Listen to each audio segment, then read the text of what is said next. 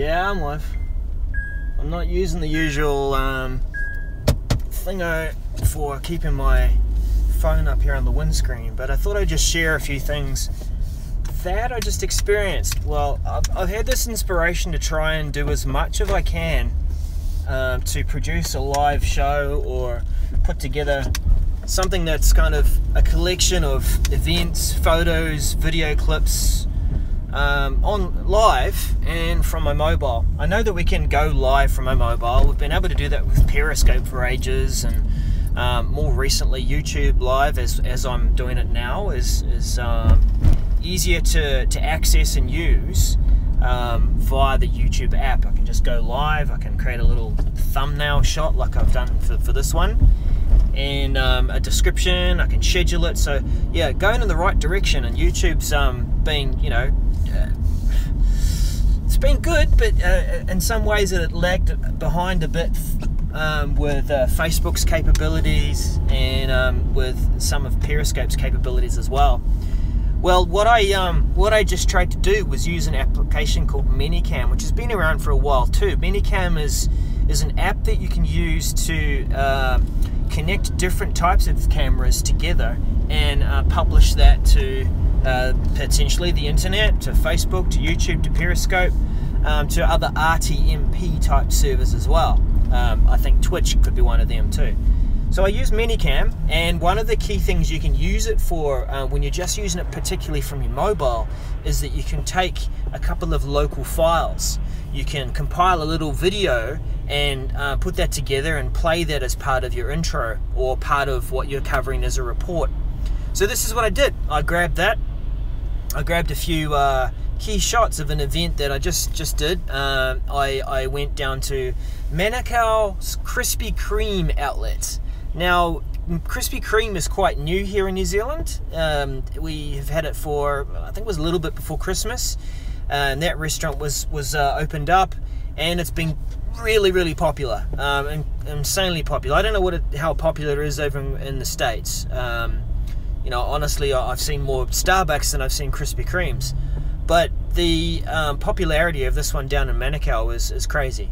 So what I wanted to do was try and capture that and show people how crazy people are going for Krispy Kreme donuts here in New Zealand. Now we're in an area too where people are pretty keen on their not so much junk food, but their takeout food. There's probably more KFC restaurants than there are McDonald's almost in this area. It's just how it is. So I can make some assumptions there, some generalizations about the love for takeout food and for donuts. Maybe that's affecting the popularity, I don't know. But what I did manage to do was in my little mock report, I used ManyCam to play an intro video with some intro music, a photo that I'd taken as well, and then pushing it live to YouTube.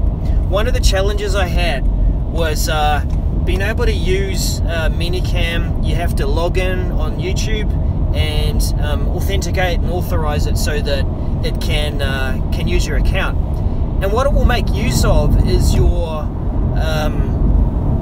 Creator Studio and the live page, where if you go live right here, right now, it's going to push through to that live page. Now the other challenge with it is, how do you share that link to that video so that one, people can see it, say on Twitter, and go, oh, I'm going to tune into that. I can see that it's scheduled to be live in about 5 minutes. And two, how do people then be able to go back to that same tweet or that same link to the video and see the video there to you know, see the archive of it, not just that it disappears.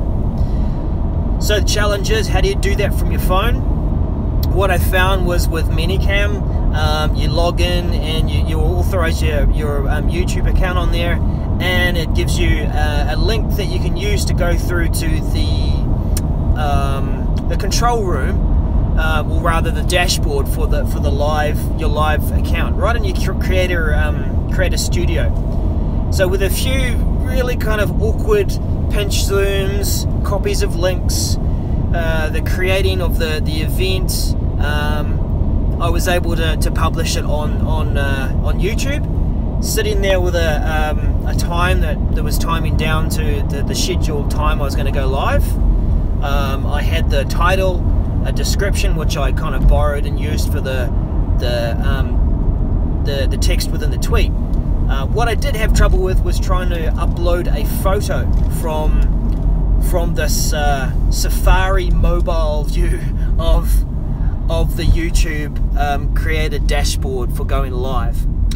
So doing that, what happened? I uploaded this photo and it just said it failed. It couldn't do it from the phone for some reason.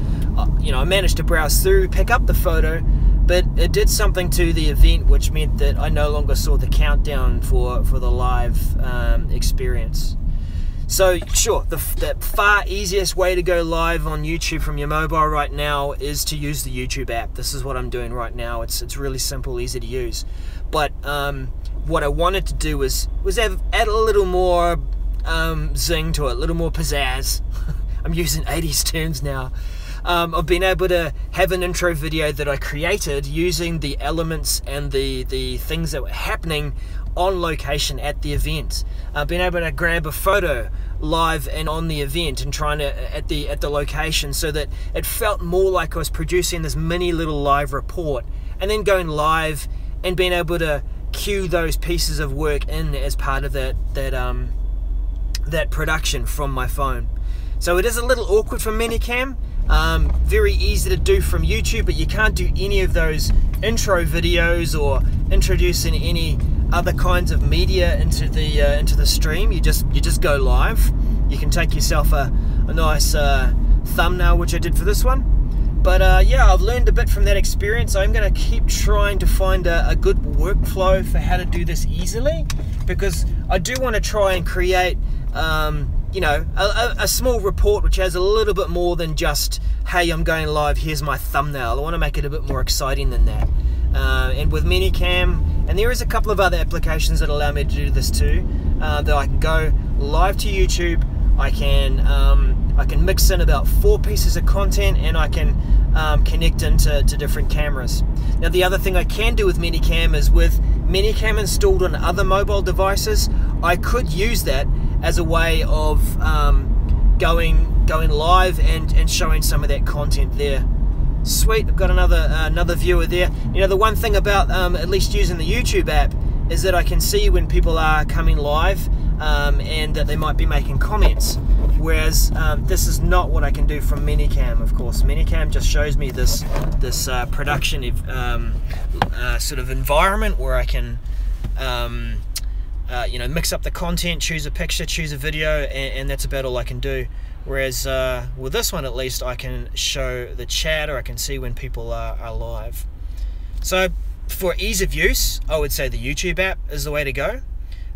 For mixing it up and doing something a bit more exciting and mixing in different kinds of content, try something like ManyCam. There's a subscription, I think, that you can buy. At least I bought the app anyway, and I've got it running on a few devices and on my computer at home. I can connect this phone in as a remote camera, so then I've got a very simple way to mix in almost like a studio kind of environment where I've got 2 cameras and I've got a roving person. As long as I've got a good network connection, then I'm good. So yeah, that's a longer vlog. Thanks for tuning in, for those of you who did, and for those of you who are watching a bit later on, do subscribe. I'm going to try and do these a bit more regularly as I try and explore different ways of being able to go live and bringing content to people as we're all exploring this capability of going live and telling stories using video.